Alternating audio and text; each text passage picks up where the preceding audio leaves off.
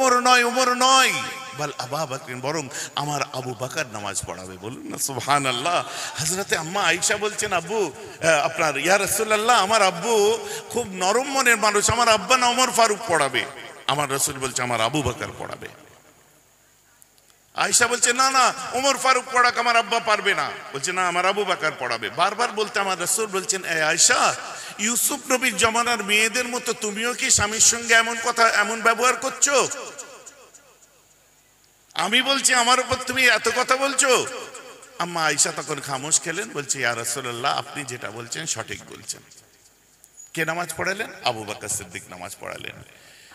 এমন একটা সকাল আসলো যে সকালে আমার রাসূল ভোরের সময় সাহাবায়ে কেরামরা সব দেখলেন যে আমার রাসূল হাসছেন, মসজিদে বার হয়েছেন। সাহাবাদের মধ্যে একটা আনন্দ যে আমার রাসূল হেসেছেন। যে যার কাজে বেরিয়ে গেল, সাহাবায়ে কেরামরা সব চলে গেলে। ফজরের সময় আমার রাসূলকে এই অবস্থায় দেখেছে। তারপরে আমার রাসূল হঠাৎ করে ইন্তেকাল করেছিলেন। চাষতের বক্তে আমার রাসূল দুনিয়া থেকে বিদায় নিলেন। তো তখন ওই সময় সাহাবায়ে কেরামরা সব ছিলেন, কাছের সাহাবারা যারা কাছে ছিলেন তারা ছিলেন, অনেকে কাজে বেরিয়ে গেছেন। ভিতরে কিছু একটা হচ্ছে আম্মা আয়েশার ভিতরে, হুজরার ভিতরে, বাইরে খবর আসছে না। হযরত ওমর ফারুক, আব্দুর রহমান বিন আউফ সবাই ভিতরে। কারা ছিলেন? হযরত আলী তখন ভিতরে ছিলেন। যখন আবু বকর সিদ্দিককে, শুনুন মন দিয়ে, যখন আবু বকর সিদ্দিককে দেখলেন, সবাই বলছে আপনার মেয়ের ঘর তো, রাসূল কেমন আছে আপনি খবর নিয়ে আসেন। আবু বকর সিদ্দিক গেলেন, যাওয়ার পরে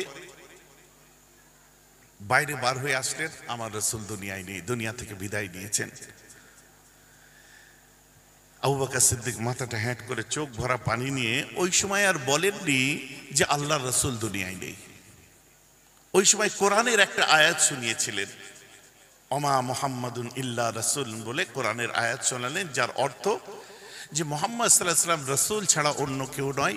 পূর্বের রাসূলরাও দুনিয়া থেকে বিদায় নিয়েছেন, অতএব আমাদেরকে আমাদের কাজ করে যেতে হবে। আমার মুহাম্মদ সাল্লাল্লাহু আলাইহি ওয়াসাল্লাম রাসূল ছাড়া কেউ নয়। তো তানার ইন্তেকাল হয়েছে। তো এই ইন্তেকাল হয়েছে কথাটা পরিষ্কার বলেনি। তো সাহাবাদের বুঝতে অপেক্ষা রইল না যে রাসূলুল্লাহ দুনিয়ায় নেই। এই কথা বলা মাত্রই পরবর্তীতে ওমর ফারুক বলছে যে আমি জমিনে এমনভাবে পড়ে গেলাম শুনে, যেন মনে হলো আমি ওমরের কোমর থেকে দুটো পা কেউ কেটে নিয়েছে। হযরত আব্বাস রাদিয়াল্লাহু আনহু বলছে আমি কোরআনের এত মাহির হাফেজ, যখন এই কথাটা আমি শুনলাম, কোরআনের আয়াতটা শুনলাম, যেন মনে হচ্ছে আমি আবু বকরের মুখে প্রথমবার আয়াতটা শুনছি। মানে ভিতরে এমন হাল। আব্দুর রহমান বিন আউফ বলছে আমি শোনার পরে আমার নিঃশ্বাসের কষ্ট আরম্ভ হয়ে যায়। হযরত বিলাল পাগল হয়ে যায়। আমার রাসূল দুনিয়া থেকে বিদায় নিলেন। নবীজির ঘরে ওই সময় আবু বকর সিদ্দিক কি বললেন, চলো আমরা সবাই মিলে সাকিফায়ে বনি সাঈদা, মানে আপনারা যারা উমরা করেছেন, হজ করেছেন, রাসূলুল্লাহ রওজা থেকে অদূরেই দেখবেন সাকিফায়ে বনি সাঈদা, অনেকে ওই জায়গাটা দেখেন না, এখন একটা গাছ হয়ে আছে, বুঝলেন তো। রাসূল পাক ওখানটা একটা ছাদ ছিল, যে ছাদের নিচে বসে তিনি বিচার করতেন, আমার রাসূল সিদ্ধান্ত নিতেন, বিভিন্ন কথাবার্তা বলতেন সাহাবায়ে কেরামদের সঙ্গে। তো আবু বকর সিদ্দিক তখন ওই সাকিফায়ে বনি সাঈদায় সবাইকে নিয়ে যে বসলো। সাহাবায়ে কেরামরা এক এক করে আসলো, সব কোথায় বলে সাকিফায়ে বনি সাঈদা, সাকিফায়ে বনি সাঈদা, সব সেখানে আবু বকর সিদ্দিকের কাছে গেলেন। এইবারে আমাদের উপর একটা ইলজাম লাগবে। ইলজাম বোঝেন, দুর্নাম আমাদের উপরে। সুন্নি তো আমরা নাকি গো, শিয়ারা আমাদের উপর এবার একটা ইলজাম লাগাবে। বুঝে যাচ্ছে তো নাকি? শিয়া মানে মহরমের সময় যারা কট্টর কাজ করে, বিশাল বুক টুক চিরাচিরি, মাথা ফাটা ফাটাফাটি করে না, এরা ইমাম হুসাইনকে বেশি ভালোবাসে দেখায়। এইখানে আমাদের উপরে এরা একটা ইলজাম লাগালো। সেটা কি, আবু বকর সিদ্দিক যখন সাকিফায়ে বনি সাঈদায়, তখন সবাই মিলে বলছে দেখুন এখন তো অনেকে নতুন নতুন মুসলমান হয়েছে, যারা অন্য ধর্ম থেকে আমাদের ধর্মে এসেছে। মূল যদি আমাদের ধর্মনায়ক আমার রাসূলুল্লাহ যদি দুনিয়া থেকে চলে যাওয়ার খবর শুনে, তাহলে ওরা আবার ধর্ম পরিবর্তন করে আগের ধর্মে চলে যাবে। কারণ সাহাবাদের মধ্যে তিনটে ভাগ ছিল। as-সাবিকুন আল-আউয়াল, কোরআন দেখুন বলছে তিন ভাগের সাহাবা ছিল। একটা হচ্ছে পূর্ববর্তী, আর একটা প্রথম এবং প্রথমবর্তী ও পূর্ববর্তী, মানে প্রথম মুসলমান, তারপরে হচ্ছে দ্বিতীয় মুসলমান, দ্বিতীয় স্টেজ সাবিকুন আল আউয়ালুন, সাবিক মুসলমান, তারপরে যারা মুসলমান হয়েছে তারাও প্রথম পর্যায়ের, আর ফাতা মক্কার পরে যখন আর কোনো উপায় নেই, ইসলাম কায়েম হয়ে গেছে, মক্কা বিজয় হয়ে গেছে, তখন আর কোথায় যাবে? ঠেলায় পড়ে সবাই মুসলমান হয়ে গেছিল। এদেরকে বলা হয় সাধারণ ক্ষমা প্রার্থী মুসলমান, তুলাকা মুসলমান বলে এদেরকে। বোঝা যাচ্ছে তো নাকি?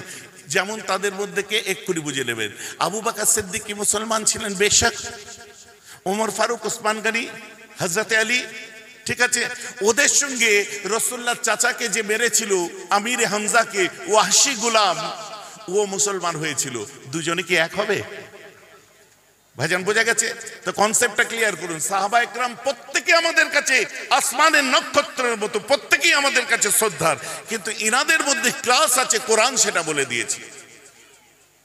বুঝতে পারছেন তো? প্রথম তারা হলো, তারপরে কি সুলহ হুদাইবিয়ার আগে পর্যন্ত যারা ইসলাম কায়েম, ইসলাম নিয়ে নিয়েছে, আমার রাসূল বায়াত করেছিলেন, যাকে বায়াতে রিদওয়ান বলা হয়। ওয়ালাকাদ রিদওয়ানুল্লাহি আলাল মুমিনিনা ইজ ইবাইউনি তাহতা শাজার। কোরআন, গাছের নিচে বসে আমার রাসূল বায়াত করেছিলেন যে তোমরা আমার কাছে অঙ্গীকারবদ্ধ হও, ফাতা মক্কা বা ওই সুলহ হুদাইবিয়ার পূর্বে তোমরা আমার থেকে কেউ ইসলাম ছেড়ে চলে যাবে না। সবাই হয়েছিল ঠিক মক্কা বিজয়ের একদিন আগে। মক্কা বিজয়ের একদিন আগে আমিরে মাবিয়ার আব্বা আবু সুফিয়ান একদিন আগে সে মুসলমান হয়েছিল, নাহলে উনিও কিন্তু এই শেষবর্তী মুসলমানের মধ্যে পড়তেন। ভাইজান বোঝা যাচ্ছে তো নাকি? এবারে আসেন, খুব ইন্টারেস্টিং ব্যাপার, মনে হবে আমরা যেন কোন দেশের গল্প। না না, ইসলামের একটা বাস্তব সত্য, আসার সিয়াজ যারা পড়েছে, খালি ওই যে টান মেরে সুদ দিয়ে দিল। বাবা ইমাম হোসেনকে যখন শহীদ করা হচ্ছে, আম্মা জান ফাতেমা কেঁদে কেঁদে চোখের পানিতে সিনা মুবারকটা তার ভিজে যাচ্ছে। আম্মা জানের মাথার চুল খুলে গেছে। মা জয়নাব এসে বলে, মাথার চাদর সরিও না মা, যদি মাথার চাদর সরে যায় কিয়ামত হয়ে যাবে মা। আরে আবেগ, আমরা সুবহানাল্লাহ বলছি, আম্মা ফাতেমা কাঁদবে, আমরা চুপ থাকবো? আমরা সুবহানাল্লাহ বলছি, কিন্তু এটা ইতিহাস নয়। আম্মা ফাতেমা ইন্তেকালের কমপক্ষে না হলেও 50 বছর পরে ইন্তেকাল করেছে, ইমাম হুসাইনের শাহাদাত হয়েছে, তো ফাতেমা আসলো কোথার থেকে? ভাইজি আমার কথা বুঝতে পারছেন তো নাকি? অতএব কোনো নিজস্ব ইম্প্রোভাইজের মধ্যে করার দরকার নেই, কোনো সংযোজন বিয়োজন দরকার নেই। ইতিহাস শুনুন, ইসলামের ইতিহাস জানা দরকার আছে। আর একটা কথা আমি প্রথমেই বলে দিই যে আমরা কেউ যেন বিচারক না সাজি। বিচারক আল্লাহ, যে বিচার করার তিনি করবেন। কারণ আমি যেটা শোনাতে চলেছি এর মধ্যে অনেক কিছু আমরা ওরা হয়ে যাবে, কিন্তু যারা ইমাম হুসাইনকে ভালোবাসি আর আমিরে মাবিয়ার কথা শুনলে একটু আমরা ওরা হয়ে যেতে পারে। কি হবে কি হবে না? অতএব বিচারক কেউ সাজবেন না, সেই মানসিকতা তৈরি করে বসুন যে আল্লাহ সেটা বোঝেন, কিন্তু ঘটনার সত্যতা এটা। তো যাই হোক, আমার রাসূল যখন ইন্তেকাল করলেন, নবীজির ঘরে কে ছিলেন? হযরতে আলী কারামাল্লাহু ওয়াজহু ছিলেন, হযরতে যায়েদ বিন হারেসা ছিলেন। আমার রাসূলের দুই চাচাতো ভাই হযরতে আব্বাস রাদিয়াল্লাহু আনহুর দুই ছেলে ছিল। কে ছিল? একজন ছিলেন কাসম বিন আব্বাস, আর একজন সাহেবজাদা ছিলেন ফজল বিন আব্বাস আর কাসম বিন আব্বাস। এই যে ছোট ছেলে কাসম বিন আব্বাসকে বলা হতো হুবহু রসুলের মতো। নবীজি যেমন চুল রাখতেন, যেমন পিরহান পরতেন, যেভাবে হাঁটতেন, একদম রসুল পাকের প্রতিচ্ছবি, মানে কাসম বিন আব্বাস। এত নবীকে ফলো করতেন, বলুন না সুবহানাল্লাহ। এনারা ছিলেন, আম্মা আয়েশা ছিলেন, ঠিক আছে। আমার রসুলের ঘর সব ঠিকঠাক করা হচ্ছে, মানে যে নবীরা যেখানে ইন্তেকাল করে সেখানেই তার কবর হয়। যেমন আমার রসুলের কবরে ঠিক ওই জায়গায় হয়েছে, দাউদ আলাইহিস সালামের বাইতুল মুকাদ্দাসে হয়েছে, বুঝতে পেরেছেন? যেখানে ইন্তেকাল হবে সেখানেই কবর হবে। তো কবর যখন সব ঠিকঠাক করা হচ্ছে, হযরত আলী ঠিক করছেন, ওই সময় সাকিফায়ে বনি সাঈদায় সকল সাহাবারা বললেন, হুজুর এই মুহূর্তে আমাদের একটা ইমামের প্রয়োজন আছে, আর তা নাহলে কেউ যদি নেতৃত্ব এই মুহূর্তে ঘোষণা না করে, যারা নতুন মুসলমান হয়েছে ওরা কিন্তু এক্ষুনি আবার ঘুরে অন্য পূর্বের ধর্মে চলে যাবে। কথায় যুক্তি আছে। ওই সময় মদিনার একজন বুজুর্গ সাহাবা, তানাকে ঠিক করা হলো যে ইনি আনসারি সাহাবা, ইনাকেই আপনার খলিফা নিযুক্ত করা হোক। সবাই কি বলেন? সঙ্গে সঙ্গে হযরতে আব্দুর রহমান বিন আউফ আবু বকর সিদ্দিককে বললেন, হে আবু বকর, আপনি কি রসুল্লাহর মুখে শুনেননি ওনার পরে কে হবে? যেহেতু কে হচ্ছিল খলিফা? আবু বকর সিদ্দিকের জায়গায় প্রথম খলিফা কে? সকলে বলুন, সবাই বলুন, এটা মুখ থেকে জোর জোর করে বলুন। আমাদের 4 খলিফার প্রথম খলিফা কে? আবু বকর সিদ্দিক। কিন্তু এই আবু বকর সিদ্দিকের হওয়ার কথা হচ্ছিল না, হচ্ছিল কার? একজন আনসারী সাহাবা, বুজুর্গ তানার।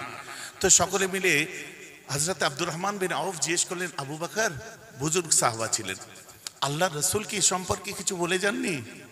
তখন আবু বকর সিদ্দিক বললেন, হ্যাঁ আমি রসুলকে বলতে শুনেছি, নবী বলেছিলেন আল আইম্মাতু মিন কুরাইশিন, যে নেতা হবে, যে ইমাম হবে, যে সরদার হবে, ও যেন কুরাইশ বংশ থেকে হয়। সঙ্গে সঙ্গে ওমর ফারুক এসে বললেন, হ্যাঁ আমিও রসুল পাকের মুখে এটাই শুনেছিলাম, আমার মনে পড়ে গেছে। বলে আবু বকর সিদ্দিকের হাতে ওমর ফারুক হাত দিয়ে বললেন, বায়াতু আলা ইয়াদি আবি বকরিন আলা সালাতি ওয়াস সাইফ, আমি আগে আবু বকর সিদ্দিকের হাতে খেলাফতের বায়াত গ্রহণ করলাম, ইনার পিছনে নামাজ পড়বো আর ইনার হুকুমে আমি তলোয়ার ধরবো। তারপরে আব্দুর রহমান বিন আউফ, তারপরে হযরতে আব্বাস, এরকম একের পর এক সমস্ত সাহাবারা আবু বকর সিদ্দিক রাদিয়াল্লাহু আনহুকে খলিফা হিসাবে মেনে নিলেন নবীজির পরে। এই দেখুন আমাদের উপর কি আসছে, এবারে ইলজাম দিচ্ছে কারা? শিয়ারা ইলজাম দিচ্ছে কি, যখন নাকি হযরতে আলী, বাচ্চাদের চুপ করতে বলুন, যখন নাকি হযরতে আলী রাসূলুল্লাহকে নিয়ে, নবীজির লাশ মোবারক নিয়ে, আল্লাহ রসুলকে নিয়ে হুজরার মধ্যে ব্যস্ত, ওই সময় এদের গদি নিয়ে টানাটানি। কারণ খলিফা হওয়ার যোগ্যতা তো হযরতে আলীর, কারণ হযরত আলী নিজে কুরাইশ, নবীজির নিজের জামাতা, নিজের ঘরে ওই বাড়িতে রসুল আপনার মানুষ হয়েছে, আবার রসুলের কাছে আলী মানুষ হয়েছে, অতএব খলিফা যদি হতে হয় তো হযরত আলী হবে। কারা বলছে? শিয়ারা বলছে, ওদিকে নবীজিকে নিয়ে এক সেকেন্ডের জন্য আপনাদেরও মনে হবে যে সত্যি তো আল্লাহ রসুলকে নিয়ে যখন হযরত আলী ব্যস্ত, তো আলীর অবর্তমানে আলীর ভোটটা নেওয়া হলো না, আলীর মতামত নেওয়া হলো না, আবু বকরকে খলিফা করা হলো কেন? অনেকের মনে হবে। দাও হয়েছে তো, অন্য হুজুরের ক্ষেত্রে যেন না হয়, আমি হলে ম্যানেজ হয়ে যায়, বুঝলে তো। দেন চা দেন। ভাইজি আমার কথা বুঝতে পারছেন তো? আরে নিয়মের কথা, হযরত আলী একটা গুরুত্বপূর্ণ পার্সোনালিটি, তিনি নেই, তার অবর্তমানে আবু বকর সিদ্দিককে খলিফা করে দেওয়া হলো, তার মতামতটা নেওয়া দরকার ছিল কি ছিল না? অনেকের মনে হবে। এই জায়গা থেকে গন্ডগোল শুরু। শিয়ারা বলতে চাচ্ছে, আবু বকর সিদ্দিক, নবীজি যে বলেছেন ইয়া আবা বকর আনতা সুন্নতি ওয়া জামাআতি ওয়া আনতা সাহিবি ফিদ দুনিয়া ওয়াল আখিরা, এ আবু বকর তুমি সুন্নাত ওয়াল জামাত, এই যে সুন্নিদের সঙ্গে আহলে তাশাইয়ুর যাদের শিয়া বলে, এই জায়গায় লেগে গেল কি আবু বকর আলীর হক মেরেছে। নাউজুবিল্লাহ বলবেন না? সকলে বলবেন না নাউজুবিল্লাহ? এখন আপনাদের কি মনে শুনতে ইচ্ছা করছে না? তাহলে ফাইসালাটা কি সত্যি? তাহলে আপনি ফাইসালা দেন। আল্লাহর রাসূলের এবার একটু এই জায়গাটায় শুনে নিন। আমার নবীজির জানাজাকে পড়িয়েছিলেন। অনেকের মনে হয় সত্যি নবীজির জানাজাকে পড়াবেন? আরে ইমামুল আম্বিয়া, দোনো জামানা দোনো জাহানের ইমাম যিনি, তার ইমামতি করার ঘাড়ে রক্ত কার আছে? রসুলের ইমাম হবে জানাজার। তা আমাদের মতো করে ইমাম নিযুক্ত করে আল্লাহ রসুলের জানাজার নামাজ হয়নি। হযরত আলী দাঁড়িয়েছিলেন, নবীজি ইন্তেকাল করেছিলেন সোমবার, রসুল পাককে কবরে নেওয়া হয়েছে বুধবার। সোমবার ইন্তেকাল করলেন, বুধবার। ভাইজান দুদিন কেন? এখানে আমাদের উপরে একটা ইলজাম লাগায় যে কে ইন্তেকাল করেছে, ও মেহরাব সিদ্দিকের আব্বাজি চলে গেছে। তো অনেক মুখালিফরা, আপনারা না, আপনাদের বুক ফেটে যায়, সব ভাবার টাইম নেই আপনাদের। মুখালিফরা বলে দাঁড়াও, এই তো গেছে, এখন দুদিন রাখবে, মুরিদরা পয়সা দেবে, এই দেবে, তারপরে দুদিন পরে। মুখালিফরা বলে, আমাদের কানে আছে, কমেন্টে আমরা দেখতে পাই। আসলে ব্যাপার তা নয়। আল্লাহ রসুল ইন্তেকাল করেছিলেন সোমবার, নবীজিকে কবরে নেওয়া হয়েছে বুধবার। কারণ আল্লাহ রসুলের মুরিদের সংখ্যা ছিল 1,40,000। একে একে সব দূর থেকে, মিশর থেকে, সিরিয়া থেকে, তুরস্ক থেকে, বিভিন্ন জায়গা থেকে সব এসে আমার নবীকে শেষ দেখা তারা দেখতে চেয়েছিলেন। আল্লাহ রসুলকে এক এক করে যে দেখেছে, প্রথমে ঘরের মানুষরা দেখলেন, তারপরে বাইরের মানুষেরা দেখলেন। ওই যখন দেখতে যাচ্ছে, হযরতে আলী মুখে যে দোয়াগুলো বলছে, সবাই মিলে সেই দোয়া পড়ছে, কেউ দরুদ শরীফ পড়ছে, কেউ বুঝতে পারছেন না? এই হলো আমার রাসূলের জানাজা, সুবহানাল্লাহ বলেন। তো ঠিক আছে, তো দাদুজান মেজে হুজুর কেবলা যেদিন ইন্তেকাল করলেন একদিন পরে কবরে নেওয়া হলো। তার মুরিদের সংখ্যা প্রচুর। আপনাদের এখানে যদি বলি, এই যুবকরা বসে আছে, এরাও দেখেছে চোখে, আবার এদের বাপরা তো আমি বাপ চাচারা তো আমি বেট লাগিয়ে দিচ্ছি, প্রত্যেকে আমার দাদুর বাপ পাগড়ি ধরেছে, বুঝতে পারছেন না? তো টাইম লাগবেই। বড় চাচান পীর আল্লামা সাইফুদ্দিন সিদ্দিকী সোমবার দুনিয়া থেকে বিদায় নিলেন, বুধবার কবরে নেওয়া হলো। আব্বা শুক্রবার ইন্তেকাল করলেন, রোববার কবরে নেওয়া হলো। এটা নিয়মের, আপনার নিয়মের মধ্যে আছে, বাইরে তো কিছু নাই। আপনারা একবার দেখতে চাইছেন তাকে, দূর দূরান্ত থেকে মানুষজন এসে আল্লাহওয়ালা মানুষদেরকে একবার মওতের শেষ দেখা, তার জানাজায় শরীক হওয়ার ইচ্ছা থাকে। কারণ সেই জায়গা থেকেও, আমি পরে এটা নিয়ে আলোচনা করব, অনেক মোতাবারক ব্যাপার এটা। আল্লাহ রাসূলকে কবরে যখন নেওয়া হলো, কবরে নামলেন কারা?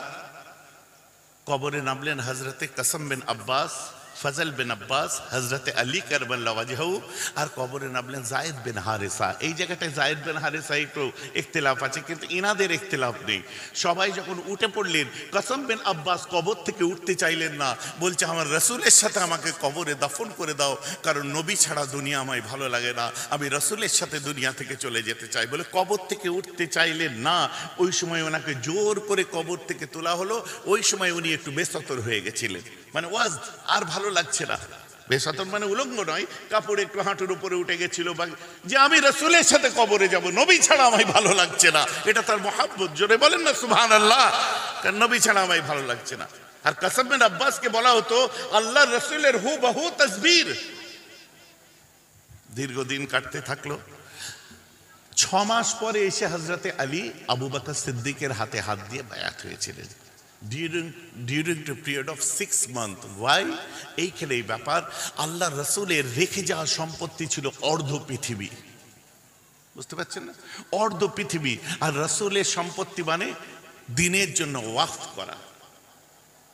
কত মানুষ দান করেছে, দিয়েছে, হাদিয়া করেছে, কত যুদ্ধে এসেছে, বুঝতে পারছেন না? যেটা অর্ধ পৃথিবী, এই অর্ধ পৃথিবীটাকে 8টা প্রাদেশিক গভর্নরে ভাগ করেছিলেন হযরত ওমর ইবনুল খাত্তাব, সুবহানাল্লাহ বলেন। এইবারে আছেন, তো ওইগুলো সব ঠিকঠাক করে রাসূল পাকের ঘরওয়ালা আহলে বায়তদের ভাতা সিস্টেম, অনারিয়াম, হযরতে আম্মা আয়েশার অনারিয়াম, আম্মা ফাতেমার অনারিয়াম, হাসান হোসেনের অনারিয়াম, বুঝতে পারছেন না? তাদের ভাতা সিস্টেম করে দিয়ে সব কিছু করে এত টাইম লাগলো, প্রায় 6 মাস। ফজরের পরে যে হযরতে সিদ্দিক আকবরের হাতে হাত দিয়ে বায়াত হবেন, ওই দিন সন্ধ্যার বিকালে আপনার সন্ধ্যার দিকে আম্মা জান ফাতেমা দুনিয়া থেকে বিদায় নিলেন, ওই রাত্রিতে। এই দেখুন, শিয়ারা আরো চেপে বসলো যে ফাতেমা যতদিন বেঁচে ছিল ততদিন আলী আবু বকরের কাছে আসেনি, তার মানে এতে ফাতেমাও অমত ছিলেন। নাউজুবিল্লাহ বলেন। আল্লাহর হুকুম, জায়গা কই?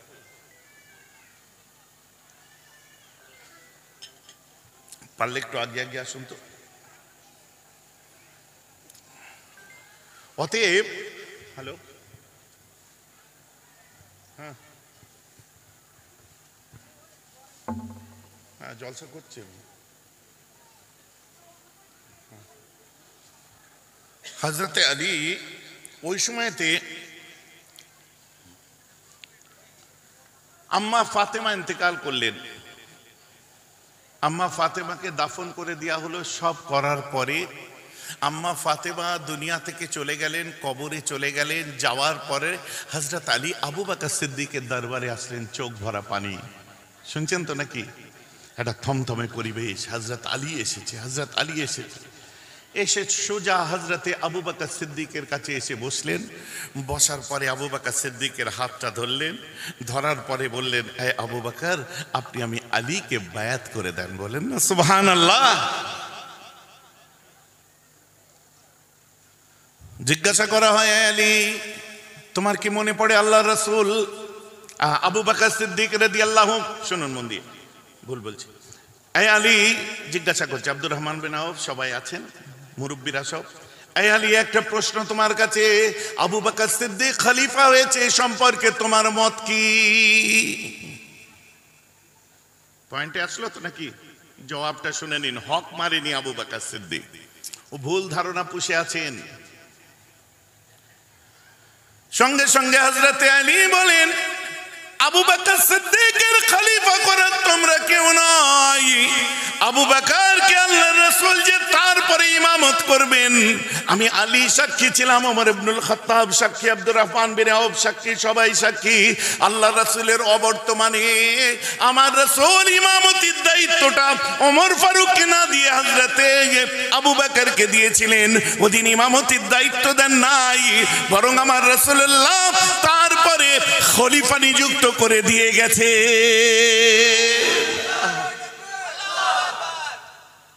ওই দিন ইমামতির দায়িত্ব দেননি, আল্লাহ রাসূল ওই দিনই খলিফা ঠিক করে দিয়ে গেছেন যে ওনার জায়গায় যোগ্য কে, ওটা নবী আমার সচক্ষে নিজে দেখে গেছেন। বলেন না সুবহানাল্লাহ। সকলে ঠিক একভাবেই বলে উঠেছিল সেদিন দরবারেতে বসে, সাকিফায়ে বনি সাইদাই সুবহানাল্লাহ, সাহাবারাও বলেছিল সুবহানাল্লাহ। তারপরে হযরত আলী বলছেন, আচ্ছা আপনাদের কি মনে পড়ে মসজিদে কুবার ভিত দেওয়ার সময়, আপনারা মসজিদে কুবা যারা গেছেন দেখে এসছেন তো নাকি, উমরা করেছেন, হজ করেছেন, মসজিদে কুবা দেখেছেন, রাসূল পাক ফজরের নামাজ পড়ে হেঁটে হেঁটে যেতেন। হযরত আলী এত তথ্য জানতেন, বুঝছে তোমাদের কি মনে, কারণ অনেক জ্ঞানী মানুষ ছিলেন, অনেক মেমোরি ওনার স্ট্রং ছিল, বুঝছে তোমরা সবাই এত তাড়াতাড়ি ভুলে যাচ্ছ মসজিদে কুবার যখন রাসূলুল্লাহ এসে মক্কা থেকে মদিনায় হিজরত করে এসে যখন মসজিদে কুবার ভিত দেয়, ওই সময় প্রথম পাথরটা রাসূল পাক রেখেছিলেন ভিতে, আর দ্বিতীয় পাথরটা কে রেখেছিল বলো? সবাই আবার বলে উঠে সুবহানাল্লাহ। দ্বিতীয় পাথরটা তো আবু বকর সিদ্দিক রেখেছিলেন। বলে তৃতীয় পাথর কে রেখেছিলেন?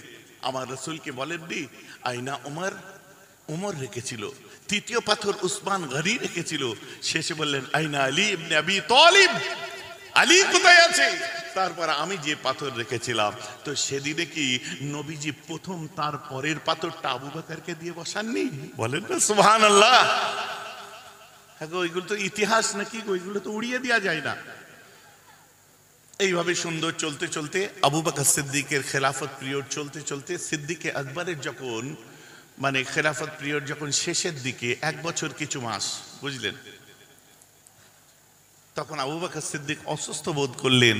ওই সময় বলছেন যে শোনো, আমার পরে আমার এই জায়গায় যদি খেলাফত বা খলিফা হওয়ার যোগ্যতা কারো থাকে, আমি আবু বকরের মতে ওটা ওমর ফারুকের আছে। বলেন না সুবহানাল্লাহ। কিন্তু একটা প্রশ্ন হচ্ছে, তোমাদের সবার মত কি আমার মতের সাথে মিলবে? তোমাদের সবার মত যেদিকে যাবে আমার মত সেদিকে, আমার মত ওমর ফারুক। হ্যাঁ গো, এটা রাজতন্ত্র না গণতন্ত্র? জোরে বলুন, এটা রাজতন্ত্র না গণতন্ত্র? যে আমার মত এটা, তোমরা আলোচনা করো, তোমাদের যেখানে বেশি বহুমত হবে সেখানেই আপনার নিযুক্ত হবে। তো বহুমতকে সবাই ওমর ফারুকের কথা বলল। হযরতে আলী এসে বলল, হুজুর ওমর ফারুক যা রাগী মানুষ, ওনাকে খলিফা করে দিলে সব মেরে ফেলবে। বলছে তুমি গাছ দেখেছো? আবু বকর সিদ্দিক বলছে তুমি গাছ দেখেছো, এখনো ফল ধরা গাছ দেখুনি। গাছে ফলের লোড পড়লে অটোমেটিক ঝুঁকে যাবে। আর সত্যি তাই, আমরা পড়াশোনা করেছি ইসলামের ইতিহাসে হযরতে ওমর ইবনুল খাত্তাবের লিডিং, বাপরে বাপে, কোথাকার চারানা আটানা সব নেতা, বুঝতে পেরেছেন? এইসব দেখে হই করছে মুসলমানের ছেলেরা। আরে আসল লিডিং তো দিয়ে গেছে হযরত ওমর ইবনুল খাত্তাব রাদিয়াল্লাহু আনহু। হযরত ওমর ফারুক। দুনিয়ার নেতাদের পিছনে দৌড়ে তোমার লাভ কি হয়? দুনিয়া করে কোনো লাভ নেই। আপনি নিজের অবস্থান পরিষ্কার করে বসে থাকুন। কথাটা বুঝতে পারছেন না? আপনি নিজে কোন জায়গায় আছেন দেখুন। আপনি ফুরফুরা সিলসিলার না টিএমসির? আপনি ফুরফুরা সিলসিলার না আইএসএফ এর? আপনি ফুরফুরা সিলসিলার না কংগ্রেসের? আপনি ফুরফুরা সিলসিলার না সিপিএম এর? কথাটা বুঝতে পারছেন? আগে নিজের অবস্থান পরিষ্কার করুন। যদি বলেন আমি ফুরফুরা সিলসিলার টিএমসি ফুরফুরার হতে পারে, কিন্তু ফুরফুরা টিএমসির নয়। আমি ফুরফুরা সিলসিলার আইএসএফ, শুনুন, আইএসএফ ফুরফুরার কারো হতে পারে, কিন্তু ফুরফুরা আইএসএফ নয়। আপনি যদি মনে করেন আমি সিপিএম করি, ফুরফুরার কেউ সিপিএম করতে পারে, কিন্তু ফুরফুরা সিপিএম নয়। ভাইজান আমার কথা বুঝতে পারছেন কি পারছেন? অতএব আপনাই ঠিক করে নিতে হবে, মাথা থেকে বার করে দিতে হবে যে আমি ফুরফুরার ওই পীরজাদার জন্য ফুরফুরা সিলসিলা কি আমি দাদা হুজুরের জন্য ফুরফুরা সিলসিলার, এটা ঠিক করতে হবে আপনার। ভাইজান কথা বুঝতে পারছেন? মহব্বত সবার সঙ্গে থাক, আমার সঙ্গে সবার মহব্বত আছে, কিন্তু আমার মুজাদ্দেদে জামান দাদা হুজুর পীর কেবলা রাহমাতুল্লাহ আলাইহিকে আমি আইডিয়ালাইজ করেছি। তোমাকে ফুরফুরা হতে গেলে টিএমসি হতে হবে, ফুরফুরা হতে গেলে আইএসএফ হতে হবে, ফুরফুরা হতে গেলে কংগ্রেস হতে হবে, ফুরফুরা হতে গেলে সিপিএম হতে হবে। তোমার কোনো স্থান ফুরফুরার খাতায় নেই, তোমার নামটা কোনো দলে লেখা আছে কিন্তু ফুরফুরাই লেখা নেই। ভাই যে আমার কথা বুঝতে পারছেন তো নাকি? এখন আপনাদের যদি প্রশ্ন করি, আপনি কি আমাকে ভালোবাসেন আমার বাপ চাচা ভাইদের জন্য না দাদা হুজুরের জন্য? জোরে বলুন। দাদা হুজুরকে কেন ভালোবাসেন? সে রাসূলের খানদানের, তিনি মুজাদ্দেদে জামান ছিলেন, তাই তো, ব্যাস ফয়সালা। এবার whatever you can do as your choice, like a TMC, like ISF, like CPM, like any other political party, because I don't have any political base in all over India. আমি making করতে পছন্দ করি, রাজনীতি করতে পছন্দ করি না। ভাই যে আমার কথাটা বোঝা যাচ্ছে তো নাকি? এটা হলো আমার অবস্থান। আমার পাশে আচ্ছা আচ্ছা রাজনৈতিক লিডাররা বসেছে, এখনো বসে। তো ভাইজান আপনি বসে আছেন, আমার এত বছরের ক্যারিয়ার, এত বছরের বক্তব্য দিয়া ও ঠুনকো ব্যাপার নয় যে কোনো একটা রাজনৈতিক দলের কোনো ভাই বা নেতা এসে পাশে বসে পড়লেই আমার এতদিনের সব বেকার হয়ে যাবে। অত ছোট জায়গা থেকে বেয়ারাপ চলে না। ভাইজান আমার কথা বুঝতে পারছেন তো নাকি? বাকি মনটাকে পরিষ্কার করুন, ভারাক্রান্ত মন সবার হয়ে আছে।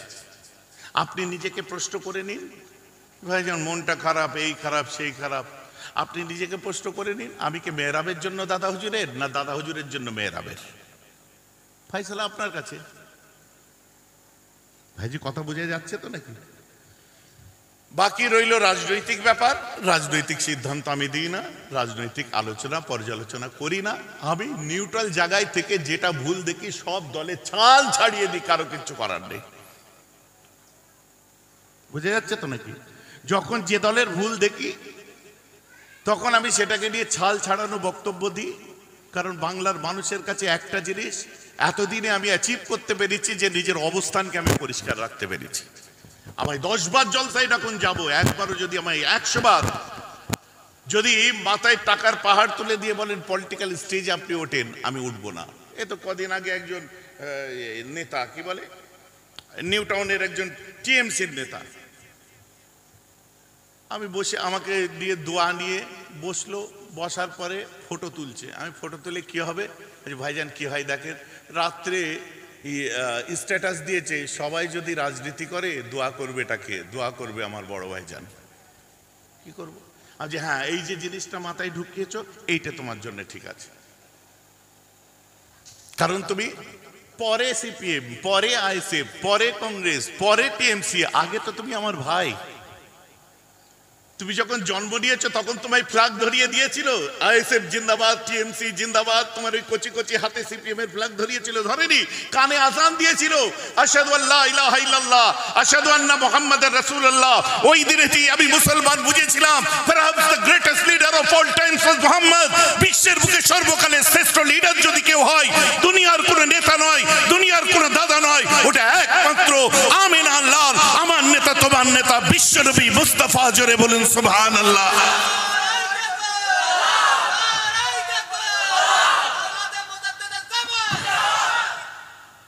বাস আমার concept clear. Whatever you can do as your choice, I don't mind about that. আমার মুসলমান হযরত ওমর ফারুকের পলিটিক্যাল লাইফ, নেতা কেমন ছিলেন, পলিটিক্স কাকে বলে, লিডার কাকে বলে, একটুখানি বলে দিই শুনুন।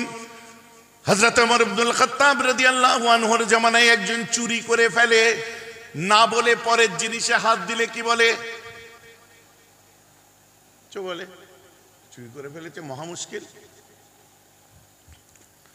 হযরত ওমর ফারুকের কাছে আসলেন, আসার পরে হযরত ওমর ফারুক রাদিয়াল্লাহু আনহুকে নালিশ করা হলো, হুজুর একজন চুরি করে ফেলেছে আমাদের বাড়িতে, বাদী বিবাদী দুই পক্ষ এসেছে, বলে চোর কে?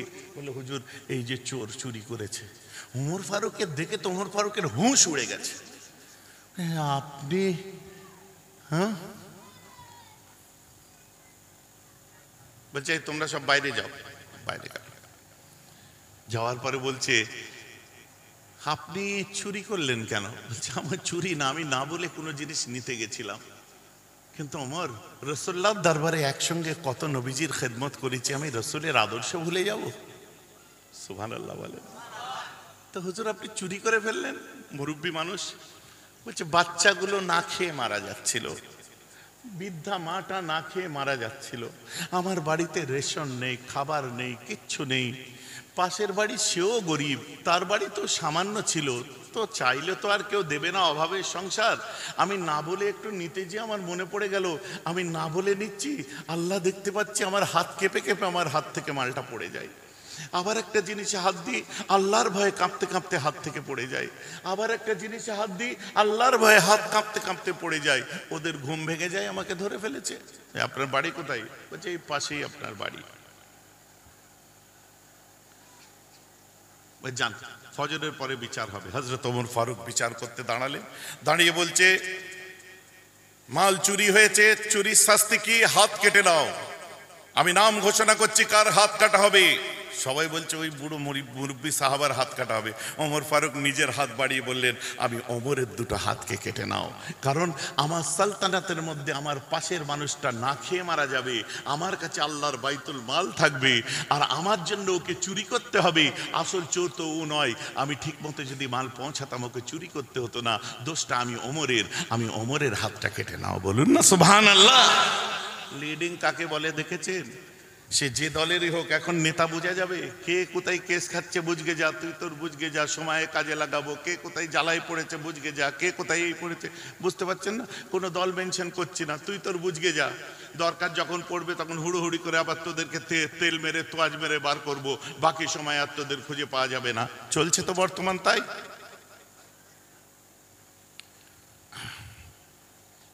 আর এই করতে যে ভাই ভাই লড়াই করে মার্ডার হয়ে যাচ্ছে।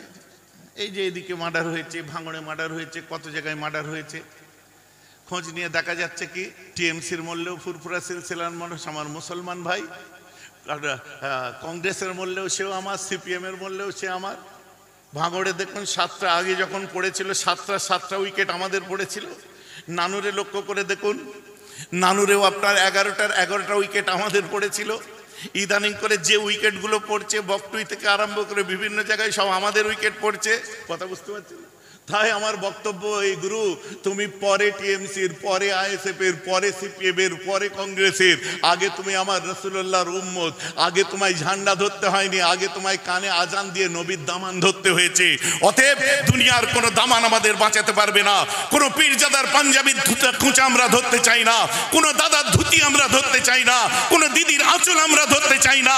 আমাদের যেটা ভালো লাগে সেটা করব, কিন্তু আমরা যে শপথ করেছি দামান যদি ধরতে হয় আমাদের আমানা লাল নবী মুস্তাফার দামান ধরে জান্নাতে যাব। জোরে বলেন সুবহানাল্লাহ। কথা ঠিক বলছি না ভুল বলছি? অতএব ওই জায়গায় আমরা নিজেদের ঠিক করে রাখি। আগে আপনি নিজের আইডেন্টিটি তৈরি করে নিন। Without identity enough and enough. সবাই সবার ধান্দায় যদি কথা বলে, আমি মুজাদ্দেদে জামানের জন্য কথা বলছি, আমি দাদা হুজুর পীর কেবলা তার সিলসিলার জন্য আমি কথা বলছি। I got a right. আমি ব্যক্তিগত কারো শত্রু নয়, শত্রুতা আমি পছন্দও করি না, কারণ আমার টাইমই নেই কারোর সঙ্গে শত্রুতা করার।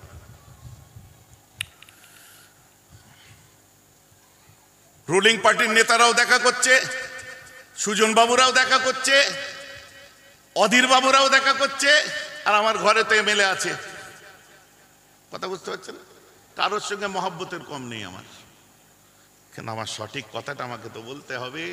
কারণ মুজাদ্দেদে জামান দাদা হুজুর কেবলার নাম ভাঙিয়ে আজ আপনারা আমাদের মানে কি বলে পেট চালাচ্ছেন, আর দাদা হুজুর কেবলার জন্য দুটো কথা বলবো না, তার সিলসিলার জন্য বলবো না? মুজাদ্দেদে জামান দাদা হুজুর পীর কেবলা রহমাতুল্লাহ আলাইহির কাছে গান্ধীজিও এসে বসেছেন, সরভারদিও এসে বসেছেন, সিয়াদ দাস এসে বসেছেন, মুজাদ্দেদ জামান দাদা হুজুরের কাছে কৃষক প্রজা সমিতির আবুল কালাম আজাদ বসেছেন, কত কে বসেছেন। মুজাদ্দেদ জামান তাহলে কোন দলের মানুষ গো? কোন দলের মানুষ? ব্যাস, আমি ওই দাদা হুজুরের ওই নাকশে কদমটা অনুসরণ করতে চাই। পলিসি মেকিং এর ক্ষেত্রে আমার সবার সঙ্গে কথা বলতে আমার আপত্তি নেই, কিন্তু আমার নিজের আইডেন্টিটি, তোমাদের নেতারা দুনিয়ার নেতা, আমার যে প্রেজেন্ট নেতা মুজাদ্দেদ জামান দাদা হুজুর, যার কাছে আত্মসমর্পণ করেছিলেন, নিজেদের হাত যার হাতের উপর দিয়ে অঙ্গীকারবদ্ধ হয়েছিলেন, লক্ষ লক্ষ কোটি কোটি আলেম ওলামা, আজ তিনি আল্লাহ এবং রাসূলের রাস্তা দেখিয়েছিলেন, ওইটাই অনুসরণ আমার জন্য আমি মনে করি, আপনাদের জন্য আমি মনে করি। ভাইজি বোঝা যাচ্ছে তো নাকি? এখন তো নতুন নতুন রং ঢঙের পলিটিক্স উঠেছে গো। এখন এতদিন পরে শুনতে হচ্ছে হিন্দু হিন্দু। ভাই ভাই কি জুলুম বলো দেখি। দু বাটি খেয়ে আর এক বাটি বেঁধে দিয়ে গেছিল, কে বলো তো? চিনতে পারছো? হ্যাঁ, কি দীনবন্ধু অপরাধী না কি একটা নাম, ওই দিকে বাড়ি, দীঘার দিকে, বুঝলেন তো। ওই মাল খেলে তো পাক্কা মুসলমান হয় শুনেছি। ওই মাল খেলেও দু বাটি বেঁধে নিয়ে গেল এক বাটি, এ পাক্কা হিন্দু হলো কি করে? আমার প্রশ্ন ওর কাছে। আমিও বলে দিয়েছি, নিশ্চয়ই কিছুদিন আগে মেইনস্ট্রিম মিডিয়া দেখেছেন, ব্যাগত্যা করি তোমাদের ভাই আমরা হতে চাই না, আমরা ভাই হতে চাই গৌরঙ্গ মহাপ্রভুর নীতি যারা মেনে চলে, আদর্শ মেনে চলে তাদের। আমরা ভাই তাদের ছিলাম, তাদের আজকে তাদের থাকবো যারা বিবেকানন্দর নীতি আদর্শ মেনে চলেছে। আমরা তাদের ভাই ছিলাম, আজই থাকবো যারা রামকৃষ্ণ পরমহংসদেবের নীতি মেনে চলেছে। আমরা তাদের ভাই ছিলাম, আজই থাকবো যারা রবীন্দ্রনাথের নীতি মেনে চলেছে। আমরা তাদের ভাই আজই থাকবো যারা বাংলার ডাইভার্সিটি অফ বেঙ্গল, বাংলার বৈচিত্র্য, ব্রাহ্মণ অব্রাহ্মণ দলিত আদিবাসী নিচু উঁচু প্রত্যেককে নিয়ে সমানভাবে চলেছে, প্রত্যেককে সমমর্যাদা দিয়েছে। আমরা তাদের ভাই ছিলাম, আজই থাকবো। তোমাদের ভাই হতে চাই না, কারণ তোমরা বাংলা সংস্কৃতির বাইরে কথা বলছো, এটা ধর্মীয় সংস্কৃতিরও বাইরে বলে মনে করি।